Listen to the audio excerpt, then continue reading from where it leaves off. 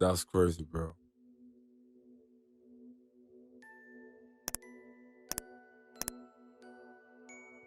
Like before, like Yeah. when before I was my first styling jobs, I would mix like I'll go to the thrift stores and go to like anywhere in my own closet and put things together.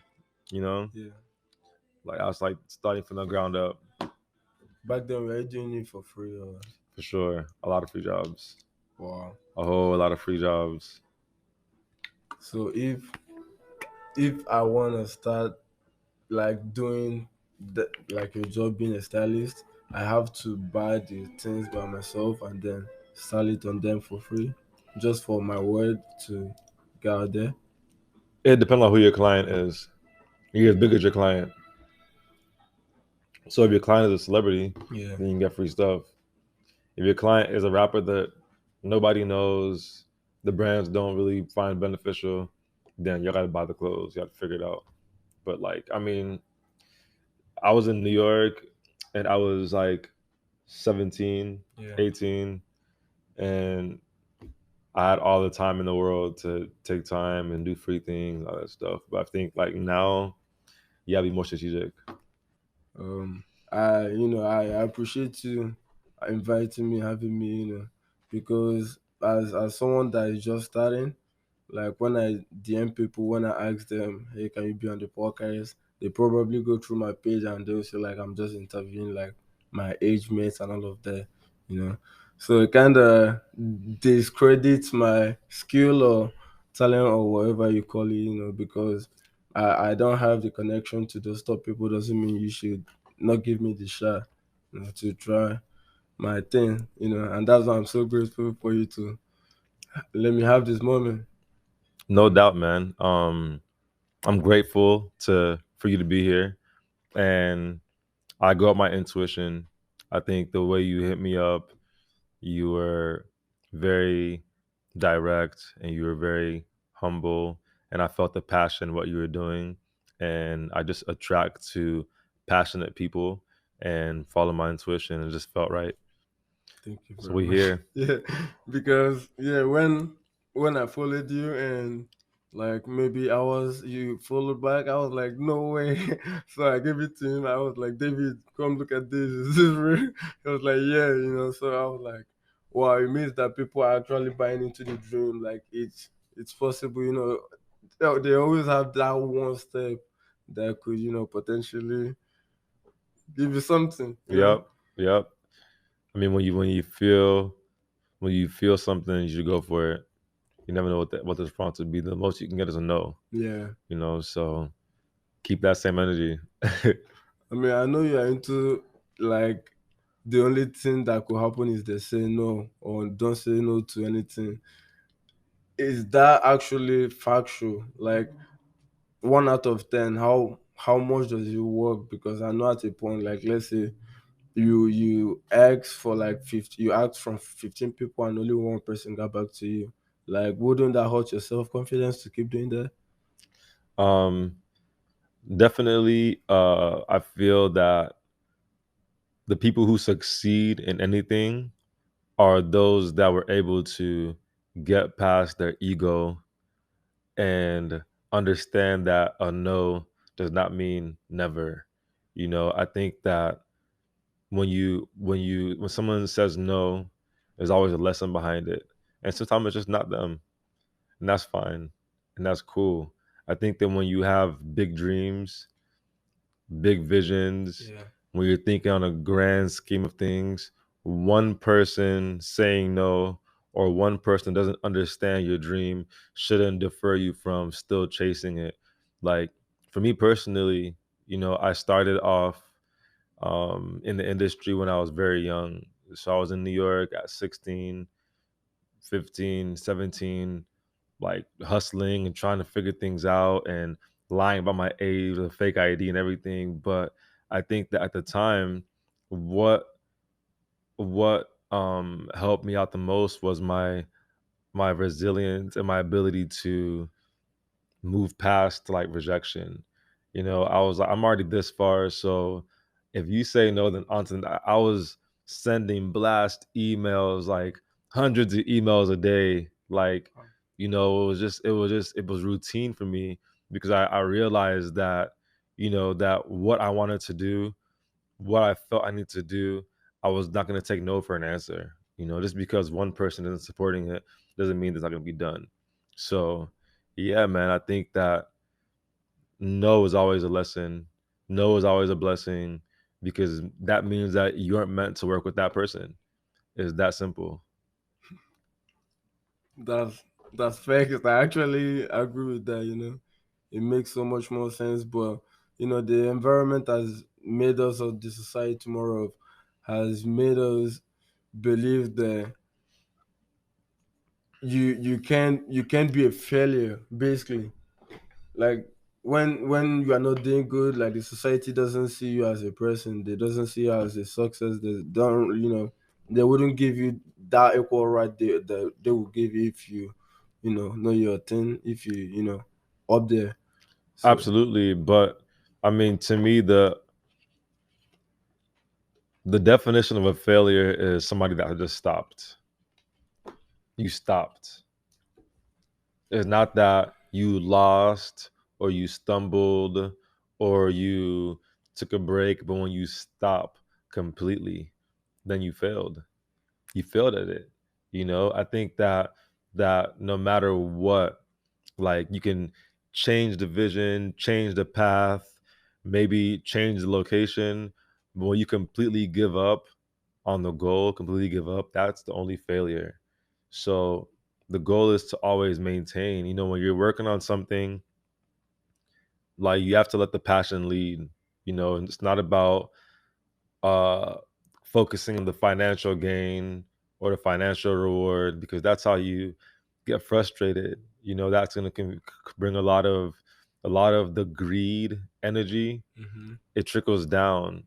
But when you're moving through love and passion, that's how empires are really built. And then when you get there and then it becomes a whole corporation, that's another story. But the core of any success is passion. that's crazy. So when tell us the story. How did you get your intern at 17?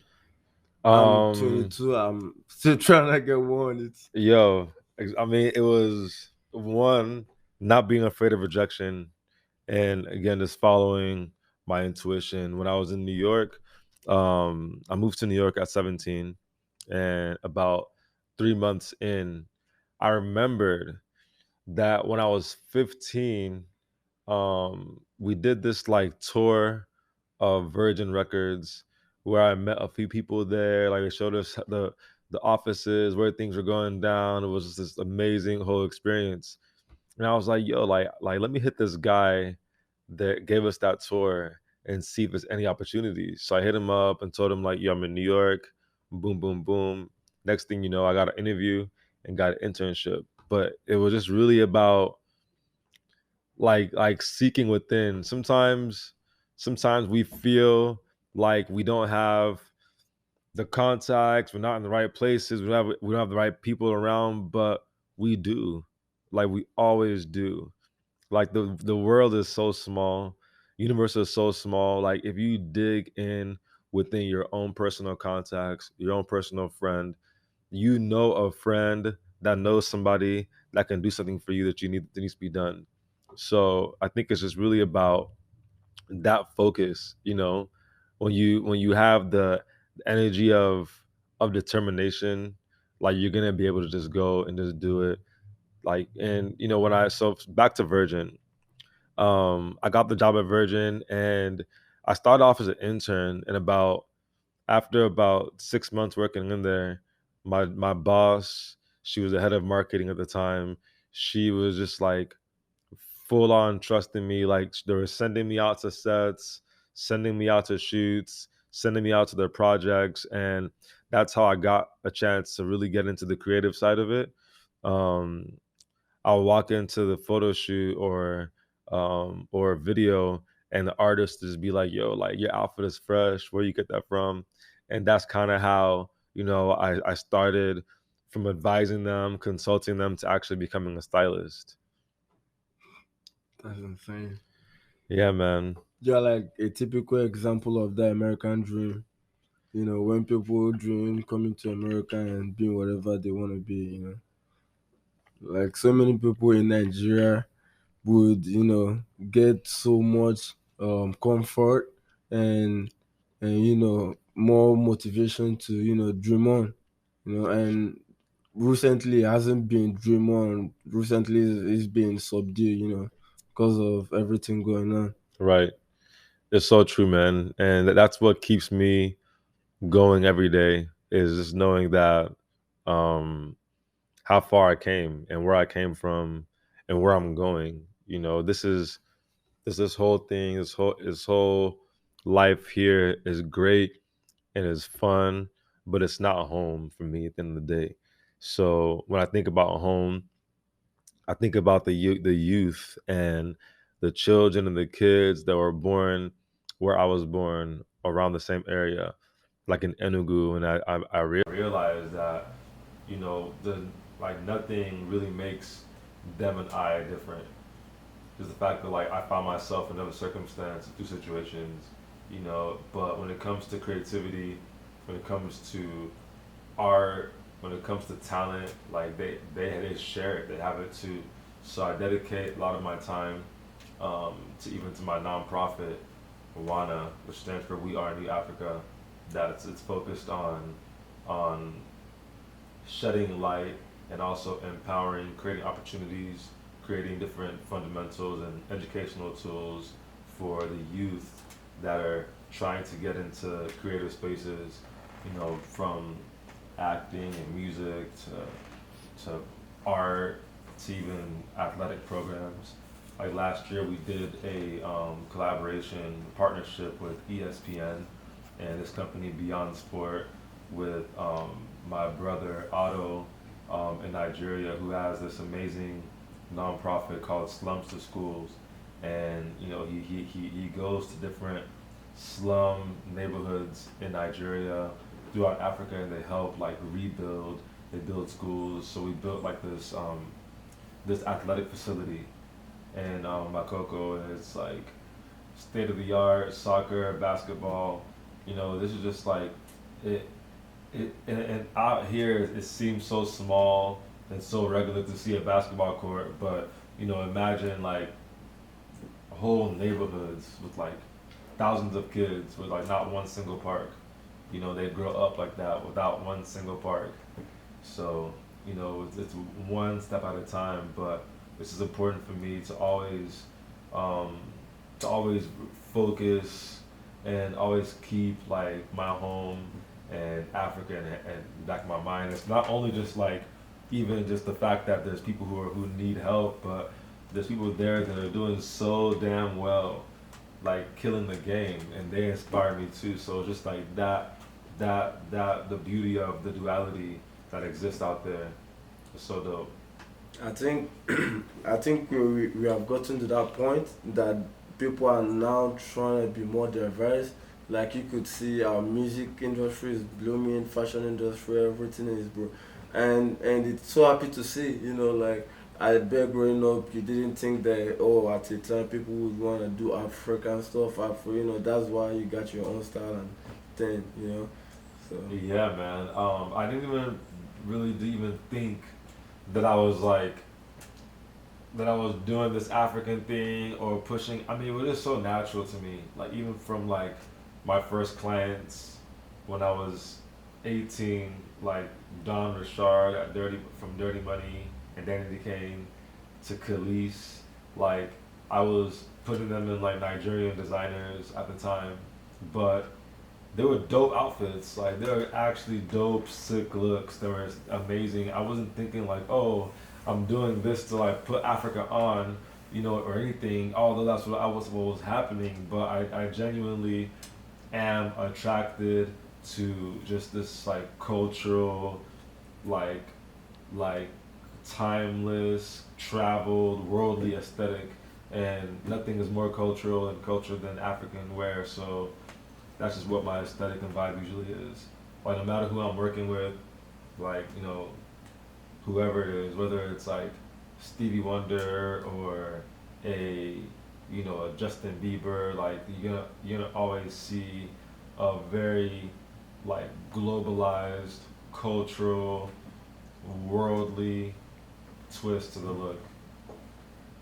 That's amazing, because you start Justin Bieber, you start all these top people, and like you never, like were there a time you actually felt pressure doing it for this person? Like, let's say you plan on an outfit and you're like, damn, it's this person.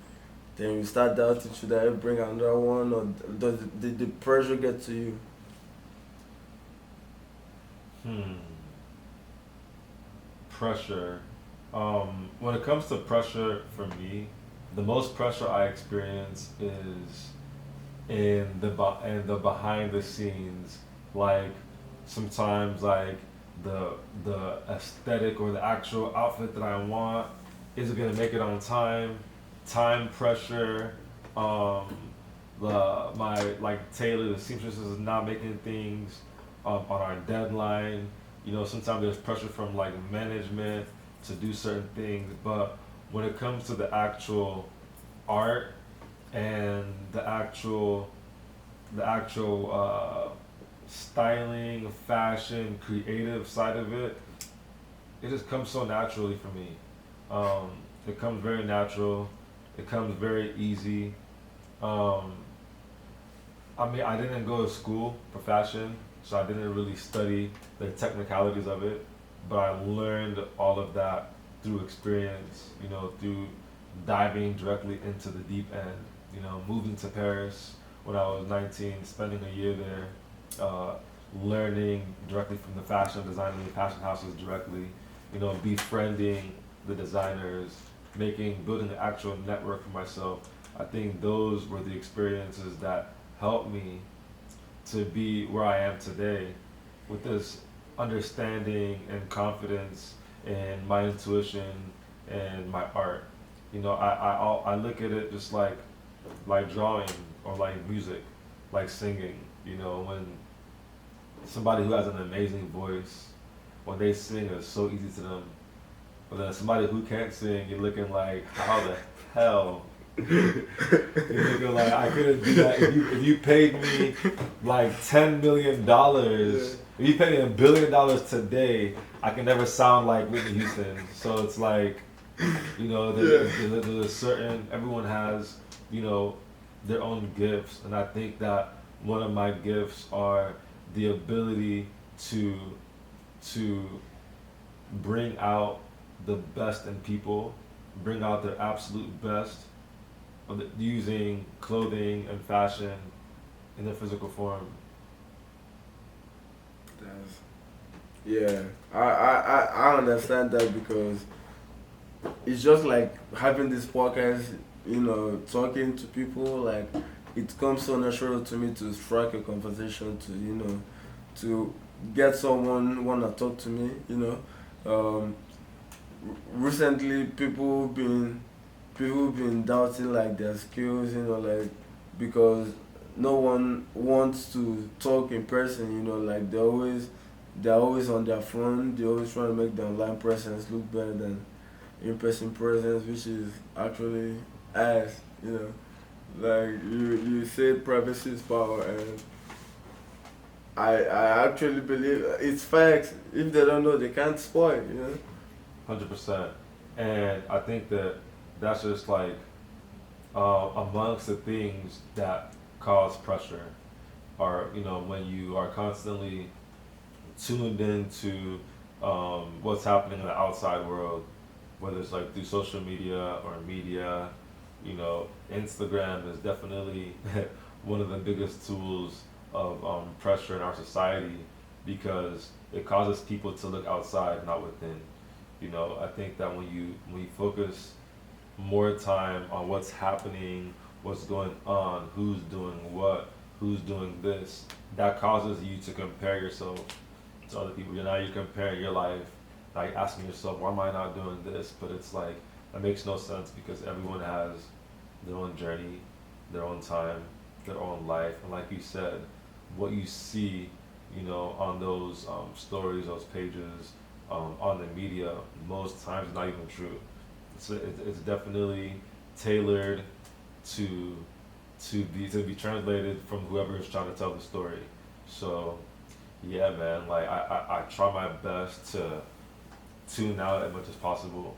I started for the first time last month. I took a 10-day trip by myself to on a retreat in Mexico, and we had no cell phones. We had like no internet, and just a lot of meditation, wellness, like clean vegan eating. But like that time, I got a chance to realize that that I can actually focus on myself, take time for myself, think about things. It's so important to escape because those are the times where you become the most creative. You think of the most like you think of your life. You plan out your life best when you're not distracted. So, yeah, I always advise people to just put certain boundaries. When it comes to um, their influence from the outside world. When it comes to like media, especially. So how easy is it though for people that want to escape from the environment to actually make it happen? You say setting boundaries, but boundaries when set by us, if you're not well disciplined, is not a boundary because let's say you want to be on your phone for 5 hours and it's 5 hours, you're like, okay, I could have it for 2 more hours. you know, yeah. So Extend it real quick. exactly. Again, that's discipline. That's discipline. You don't have to completely change your entire life and go cold turkey and stop anything. But if you start by taking time out and going for like long walks where you leave your phone in the house. Go for a hike, leave your phone in the car. Go to the beach, leave your phone in the car. Just start getting into the habit of being comfortable, not always having your device on you every moment. And then from there you can build your own habits and your own boundaries that way. That makes sense. Absolutely, absolutely. Wow. Are you vegan? No, I'm not vegan, but I am a conscious eater. Like I eat what I know. I don't really eat meat, especially like in America. I also don't trust the meat here. I don't trust the meat here at all. Yeah. But if I'm in Nigeria, I may indulge in some chicken or something. But Yeah. I don't put any titles to what I eat. I just eat good and Yeah. healthy. So, what type of restaurants do you go to? Is it difficult for you to hang around your friends because let's say you go to a restaurant and they don't have things you. Nah, not really. Like most most of my friends like don't eat McDonald's, so I'm sure we always find places that cater to all our diets. But yeah, I mean I'm not extremely picky eater. If I was vegan, Yeah. that's one thing, but I just eat consciously and healthy. I want to live long Yeah. and stay looking Mm. like you know tight. So Yeah. the food Remember. is very important. Yeah, I see that because when I saw you, I'm like, no way, you are 30. I was like, I asked him and I was like, David, how old do you think he is? He was like 25. I was like, yeah, about the same. That's So, funny. yeah, The thing about men is men look better at their age. That's what I realized for myself. I'm like, oh, we actually look better the older we get. All right, yeah. got it. I'm like, I know for sure. When I'm like 45, it's gonna be a wrap. It's gonna be a wrap. That's crazy though. Yeah, black don't crack. It Like sure when don't. they say they don't understand how deep that is. It You sure know, don't. that's crazy. But coming back to like the stylist world, what do you offer someone that doesn't know where to start from? Like I have a friend, Kelvin. He knows how to dress. Like whenever I see him dress, I'm like, yeah, you made that happen. So, but I'm like, yo, go become a stylist. Like, I don't even know what to do. Like, so can you like use this opportunity to explain to young African, white, upcoming Hispanic, wherever that dreams to be a stylist, like the process of getting something up? I would say for anybody that dreams to be a stylist, wants to get into the fashion industry, um, the best thing to do is find an internship or an assisting job with another stylist, a costume designer, a designer, somebody in fashion that you can go and learn hands on from. That's like the number one best way to start because that's the education you need. You need to learn the process. You need to learn how it works. You need to learn the communication, the lingo, how the talk is. That's the most important thing. And from there, even at the same time, you can start using your friends, testing with your friends, putting looks together, shooting, dressing up for stuff. Like that's gonna be how you start building your portfolio, and as you start to gain more experience and more knowledge through your internship or your assisting jobs, then you can now start going after bigger clients, more people. Like before you want to go and approach an artist to work with them, you want to be confident that you know what you're doing. Confident that you understand how to make a pull request, understand like how to communicate with the brands, understand how to build that network of the designers and showrooms within your area or even outside. But yeah, there's a whole process to it. That's there's a standard process, but then you tailor it and customize it to your own services, to your own flow. But I think that the first step is definitely getting that internship, getting that assisting job, and then from there, it's gonna just flow naturally, organically. Talent and skill always wins. That's what I'm trying to cultivate. I wouldn't say I have so much talent, and I wouldn't say I'm not putting in the work, because if I'm not putting in the work, I wouldn't be DMing people. What are you passionate about? I'm passionate about getting stories out there, motivating young people, because I never had this growing up. So you want to be a journalist, No, I or mean it a could be, host, a but talk show host, yeah, host? talk, yeah, something like that. So it's just like something that I feel like, with more skill or more hard work, I could, get to the top.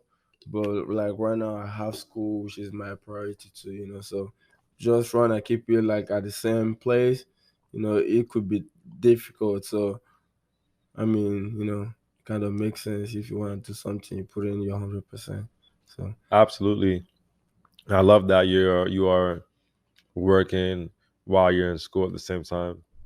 That's super important. Like when you graduate, you're gonna go right into what you need to do, that's where you need right. to be. But what's funny though is my major is electrical engineer. Okay, I've sounds about been- right. yeah. So Sounds about right. so it doesn't go across, like it's so parallel, that I'm doing both. It kind of amazing, So, It is. but yeah, I thank you so much, for being on the show. Know you're always busy, so I'm gonna try to come for a second time, whenever you're free. But yeah, is there any last word or last encouragement you have to give anyone watching this video? Um, yeah, I would love to say,